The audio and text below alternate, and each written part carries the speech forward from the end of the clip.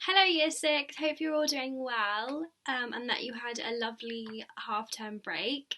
Just thought I'd jump on here today and read to you the second half of The Last Wolf that we were reading a few weeks ago by Michael Morpurgo. So we got about halfway through the book and we left it as Michael had just found the wolf, so he just met the last little wolf while he was fleeing into the forest area, and he thought that the hunters were after him, and it turns out the hunters were actually after the mother wolf. So they have just found each other. Obviously, they're both feeling quite vulnerable and they're both feeling quite afraid, but at least now they have each other. And I was asking you whether you thought that the wolf would trust Michael. Why was that? Or maybe why wouldn't he? And then I also asked you why you thought the text, so this print at the start of the book, as you can see, is like that.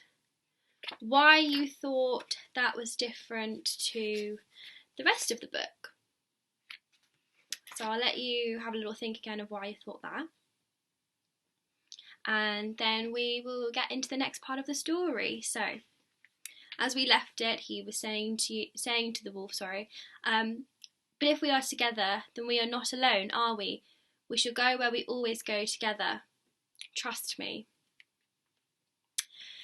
So I'm picking up from here where he's just picked up the wolf.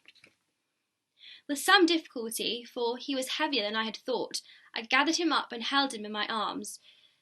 Though he struggled against me and snarled and snapped, he was not strong enough to do me much hurt. And I shall call you Charlie, I told him, for you are a bonny and a prince among wolves. From that day on, I had always 2 mouths to feed, 2 reasons to survive, and therefore my resolve to do so was also redoubled. I passed the long summer months hidden away with Charlie in a deserted croft high in the hills, living only on what I would catch or trap from the streams and hills about me. Being summer, there were rabbits and hares enough, and trout too in the burn, and Charlie needed little encouragement to eat.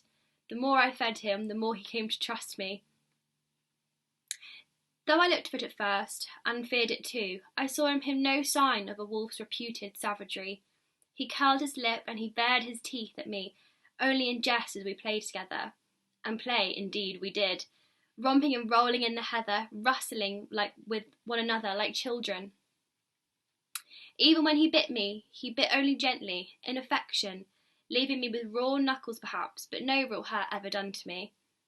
He grew quickly from a pup into a young wolf, and as he did, so he came to me, to know me and to love me, perceiving me now as his provider, but also as his friend, so that he would follow wherever I went, his nose touching the back of my leg, as if to remind me constantly of his presence, of his reliance upon me, and of his affection for me as well. In my turn, I came to look upon Charlie as my only friend in a world full of enemies, for I had no one else. Wolf and rebel, we were inseparable, bound together by the very nature of our common plight. So it was Charlie who I talked to, Charlie who I confided in, and like the good friend he was, he seemed always ready and willing to listen. The summer months passed into autumn, and we were still undisturbed in our remote hideaway in the hills. But with time to brood and winter approaching, I was becoming ever more anxious about our predicament. To survive a winter in this barren place would be hard, and I feared that too, even here, we must surely one day be discovered and hunted down, and that our good fortune that we had held for so long could not last for much longer. I began to realise that if we were not to remain fugitives in these hills all our days, I must find some more permanent home elsewhere, across the sea, in some more hospitable land, in France perhaps. Some Frenchmen had fought bravely alongside us at Culloden, so I knew that the French were sympathetic to our rebellion and might give us sanctuary. I had only once seen the sea, in Edinburgh. I remembered the ships lying at anchor, so determined to return as there as soon as possible, I thought we might be able to lose ourselves in amongst the great crowds that thronged the streets. But even here I knew I could scarce expect to remain unnoticed for long with Charlie at my side. Tame though he was now, and biddable too, and in many respects like much larger dog, there could be no doubt that Charlie did indeed by this time resemble what in fact he unmistakably was, a wolf. I knew well enough that almost no creature is more instantly recognisable than a wolf, and that none inspires more fear nor more hatred either. Discovery would mean certain death of both of us, wolf and rebel alike, a circumstance I tried to explain to Charlie, but as I set about a business of disguising him. I think I should have never discovered how this might be accomplished at all, had my eye not fallen one evening on a pair of discarded sheep shears hanging on the wall by the croft. I burned the rust off the fire, sharpened the sheep shears on a stone, and set to work at once on Charlie. But Charlie made it plain that this was an indignity he deeply resented.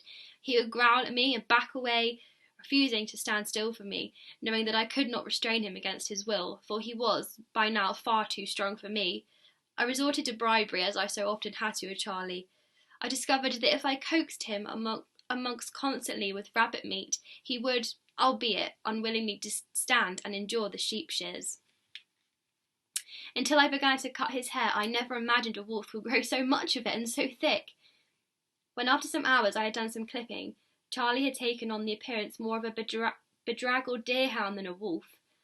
Although on close examination his great webbed feet and his amber eyes might betray him, I was satisfied that no longer had he had the shape of the form of a wolf, that he might indeed pass as a large hound.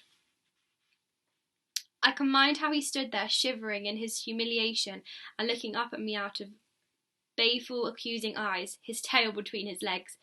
I would not, I thought, be easily forgiven. In this I was mistaken. It seemed not to be in Charlie's nature to bear a grudge, and very soon we were once again the best of friends. So, as the first flurries of snow fell about the croft, we travelled and left south to Edinburgh. Happily in our journey proved less perilous than I had feared. We saw fewer redcoats than I had expected, and passed by unchallenged wherever we went, save only once. We encountered a traveller sitting drunk by the wayside, and he stopped us, saying he had never in all his life set his eyes upon such a strange-looking creature as Charlie. "There is something wolfish about him," he said. "If he had more hair on him, I'd swear he was a wolf." I spoke not a word in reply, but waved cheerily and passed on by, without looking back, hoping against hope that he would not come after us. Thankfully, he did not, so I breathed a sigh of relief again. Once in the bustling streets of the city, I discovered that my earlier supposition had been justified, that there was